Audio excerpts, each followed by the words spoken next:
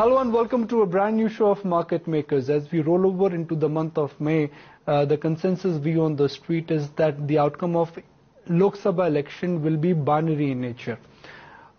Strong government will kickstart a new bull market. A fractured mandate will push Indian economy into a period of irreparable chaos. So how should one invest in this kind of a market at a time when stock prices have really appreciated quite dramatically from the recent lows? So my guest on the show today is someone who's been bullish and he's been dead right.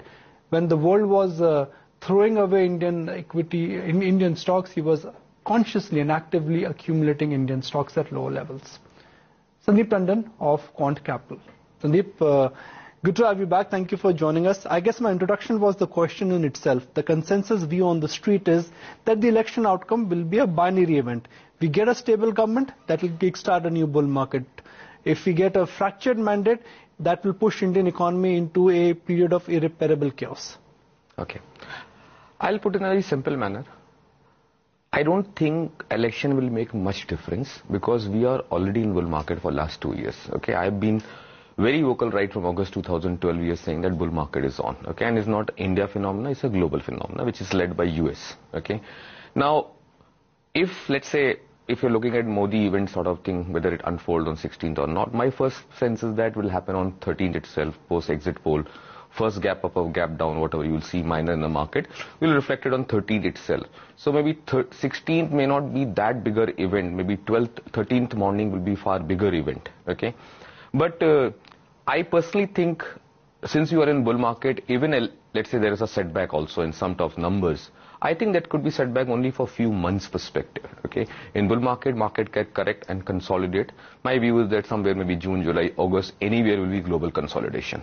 Okay, irrespective of Modi. So if we are heading for small correction, live with that. You are in a reasonable good bull market.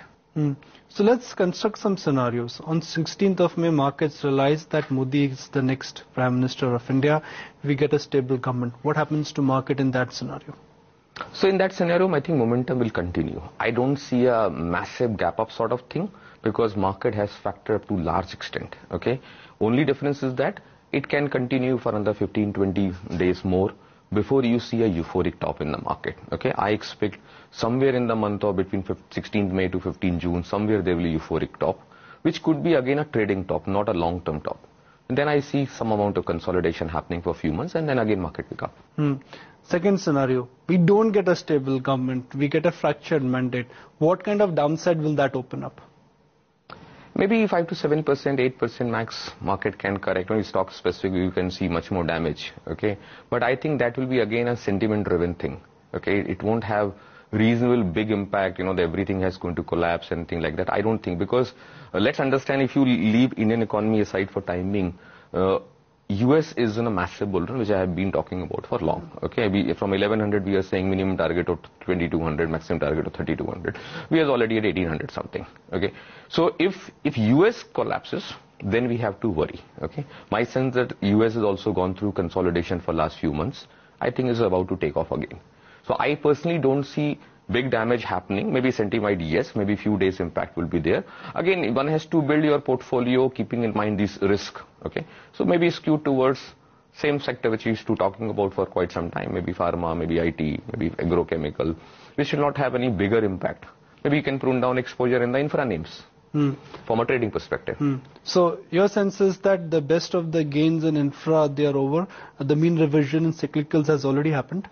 Not completely. Obviously, if Modi comes into picture, you will see last leg also maybe shaping up. Maybe another 20%, 30% move can happen in some of the illiquid name. Maybe in 7 to 8% or 12% move can happen in the large cap names. Okay, but again, that's a event-driven thing. But those who are buying cyclicals or industrials or economy-related stocks, are they buying these stocks for the last 10-15% now? So again, if you look at maybe 3-year horizon, absolutely fine, there is no issue. If you're looking at 3 months timeline, then serious problems. What we've seen this year is more like a synchronized bull market. It's a rising tide which has taken everything up. Everything across the board is up 35 to about 40%. Yeah. Do you think now it's time to differentiate? It's time now to really separate the wheat from the chaff? Definitely. In fact, when event is very near, okay, obviously as we're discussing, there will be an impact. So I like to prune my exposure in some of these so-called high beta names which people have got reasonably good returns. I like to go with a strategy, okay, where assuming BJP is not getting the majority what market is looking at, then what happens, okay?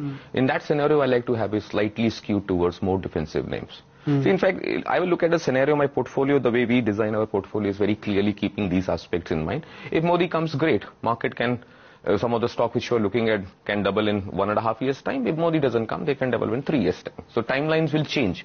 But I will not change my portfolio keeping this event in mind. Maybe from a trading perspective is very, very different. You can trade till 11th also. In general, are you advising your clients now to lighten up just to lock some gains? Because we like it, we don't like it. There are some excesses in the system. Fair enough that markets, they always vote for rate of change, and the rate of change for Indian economy will be constructive. But there are spots of concerns which clearly are there. Fault lines are still visible. What we are advising is clearly prune down your trading bets. Okay, be light. But from the investment point of view, move towards defensive name. Maybe if you have, like when we talked about some time back, you prune your exposure a bit and increase towards mid-caps name. Maybe you can prune a bit and set light and then see how the events unfold, and you can re-enter. I don't think you will not get a chance to like circuit up sort of thing what happened in May of previous elections outcome. I don't think that sort of event will unfold. So you don't expect on 16th of May it's going to be circuit up or circuit down? No, I don't think. Why is that? See, if you look at this time, opinion poll sort of thing have played out. If it's not like market is just there at 5,600 levels or lower levels, it's moved up maybe 1,200 point, 1,500 point, depends on which level you look at. Okay, the market has already factored up to large extent. Okay, and between 13th to 16th also market will factor in up to certain extent. So I personally don't think there will be massive gap up or gap down. Okay, first of all, in the morning itself, maybe 9:30 result, you will get a fairly good sense. And results are coming during the market hours. So there is no question of gap. People who play largely in the option side or future side, they get a chance to hedge their position intraday. So gap up or gap downs creates really problem when you have to hedge next day morning. Okay, if results are coming during the day, I don't think so anything like this can happen. Maybe 5-7% move can possible, but circuit up or circuit down is not possible. You've been bullish and you've been dead right. The world was bearish on 5,500. You were buying into stocks at 5,500. When Nifty moved to 6,000, the targets, you raised your target to 7,500. So what makes you so bullish? Because if I look at the broader macro environment, the macro environment is not challenging, but extremely challenging. Inflation is sticky.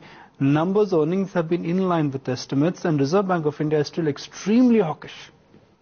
Okay, I'll just repeat again. My call is much more macro, okay, and it's a global call. So we are not looking at India per se, okay. I'm looking at this is a massive liquid-driven rally globally which is unfolding, and I believe this could be the biggest bull run ever life which is unfolding.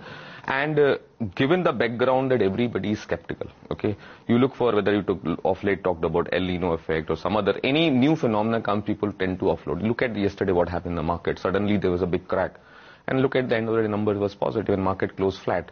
So the comfort factor is missing because prices has moved up, people have started participating in the market, the conviction is not there.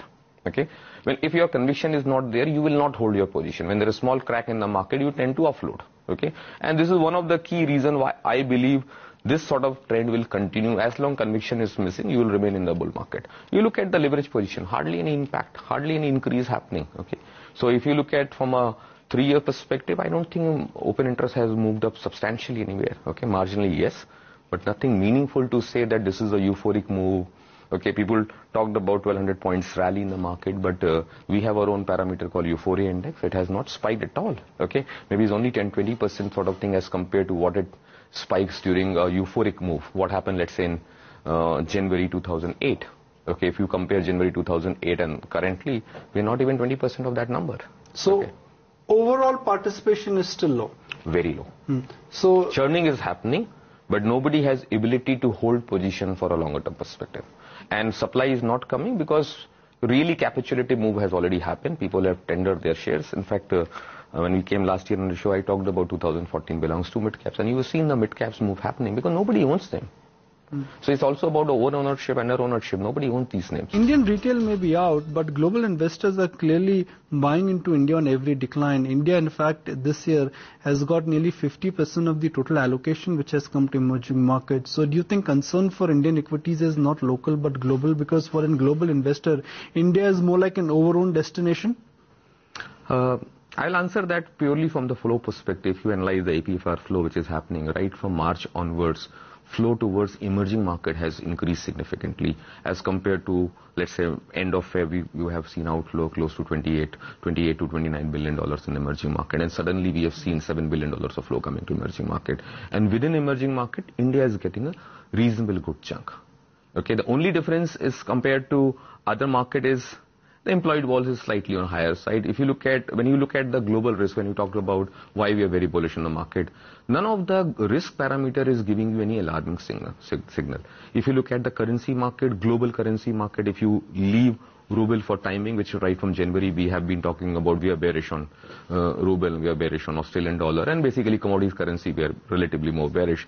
Otherwise, it's pretty stable. The employed walls of the currency market is very stable. In fact, they are making new lows, okay, which gives you a clear indication there is no risk global markets are looking at. Currency walls are low, commodity walls are not that high, even the equity walls globally is low if you exclude places like Indonesia or China or India, which is more event driven, hence the walls are on the higher side.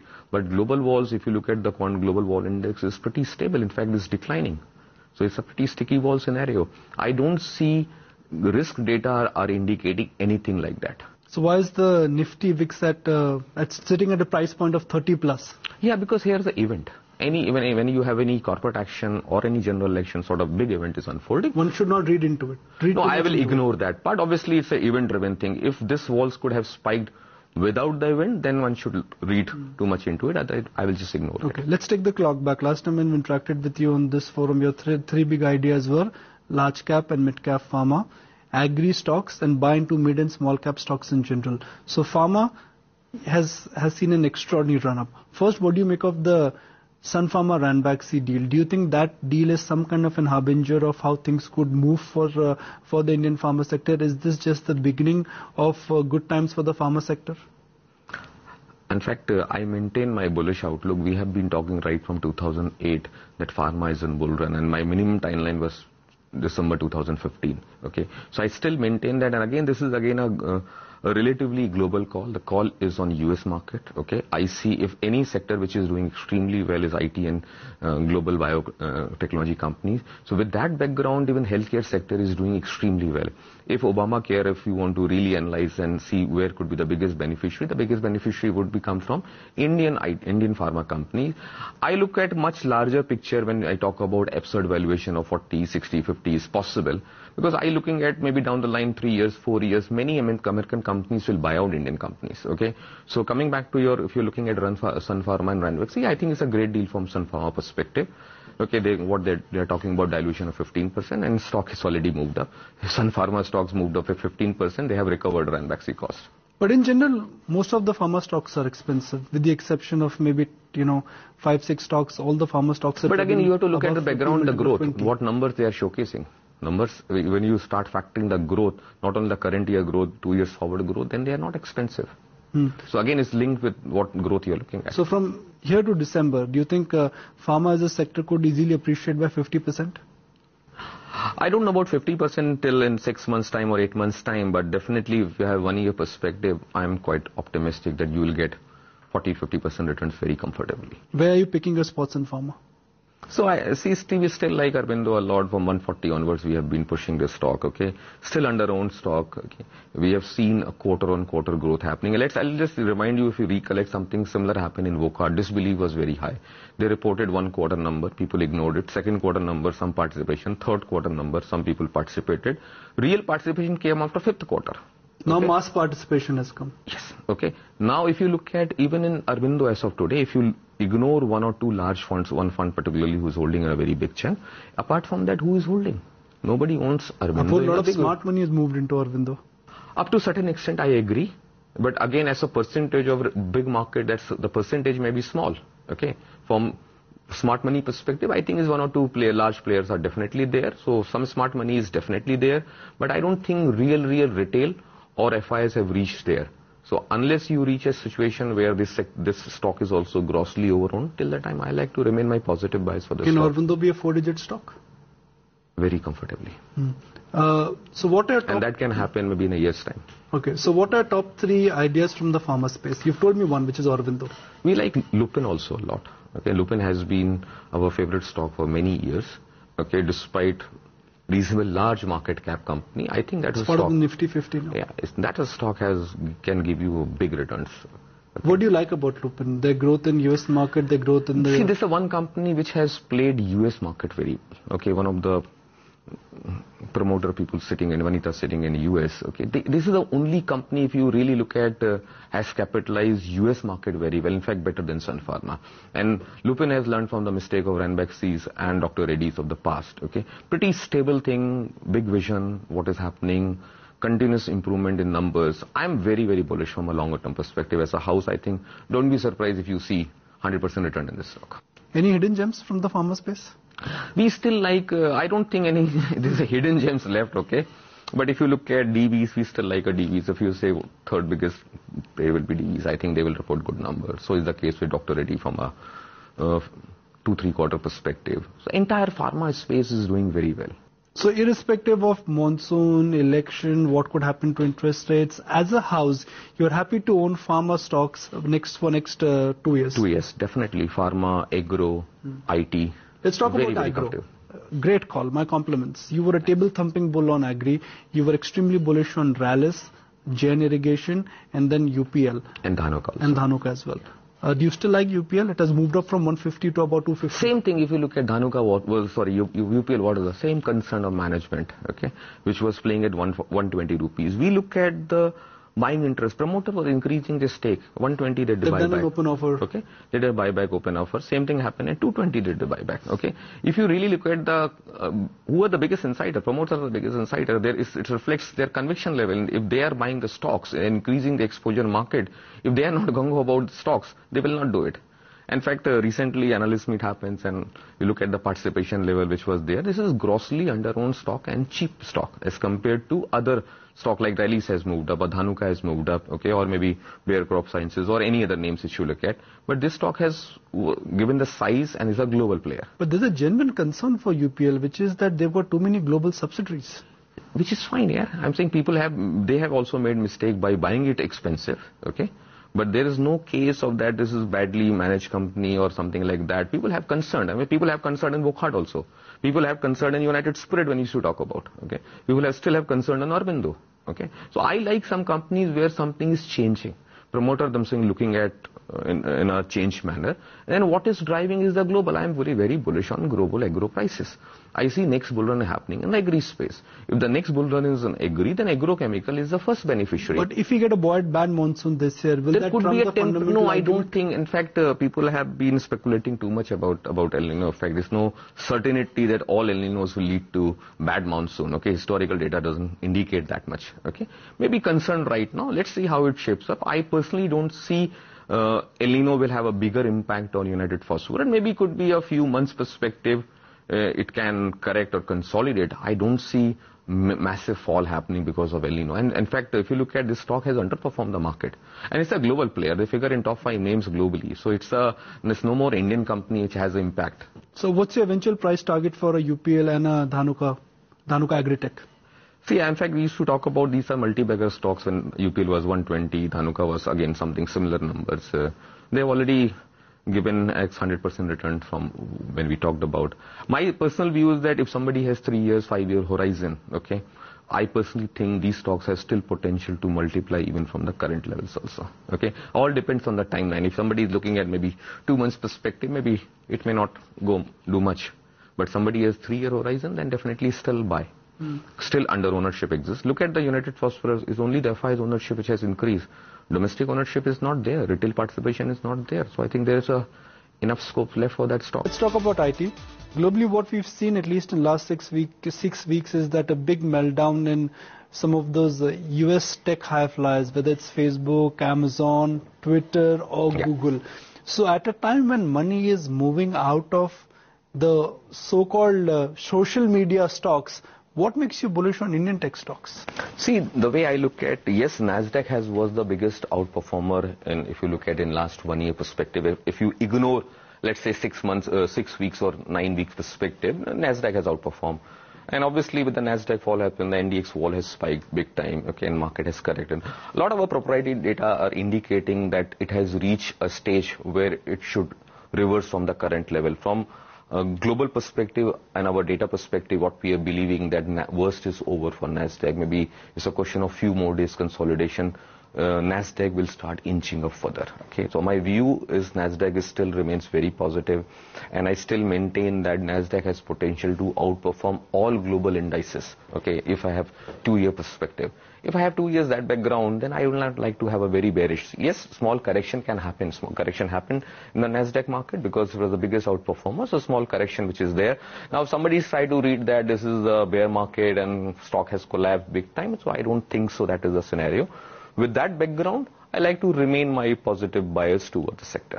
Do you like IT across the board, or you are not picking and choosing from the IT space? I am selective. Okay. So I like TCS, I like Tech Mahindra. Tech Mahindra has been a very old-time favorite. TCS has been old-time favorite. So if you ask me the large cap, maybe something is changing in Wipro also. Okay. But so, no Infosys? Not really comfortable. Data points are not in a great shape. I think company will take... See, but company will also be a market performer, because if global IT will do very well, Infosys will also do equally well. But if you look in outperformance from the Infosys point of view, that Infosys will outperform the IT index or the Nifty, then I don't think so. Why do you like Wipro? Because what they've indicated for the current quarter in terms of a forward guidance, that forward guidance was... So I'm saying number one choice is TCS, number two choice is clearly thing, and I think something is changing in Wipro. Okay, changing is... a lot of behavior data points are changing, okay, which is definitely not reflected in any of your fundamental data at this point in time, okay. We have seen a massive capitulation happen in Wipro, and we see whenever you see this such capitulative move, then you should look at big move. I'll give you example like something similar happened 2 months back in Sun Pharma. When Sun Pharma collapsed, and a lot of people think it is a very expensive stock as compared to, then it corrected some $50-70, okay, from the higher levels, and it was a good capitulative, and then this, it's not only this news has unfolded, in fact market stock bottomed out. So something similar from purely behavior data points, we are optimistic that something is changing in Wipro. So 30 seconds before we wrap, give me your best large cap name, your best mid cap name, and your next multi-bagger idea. Just the names.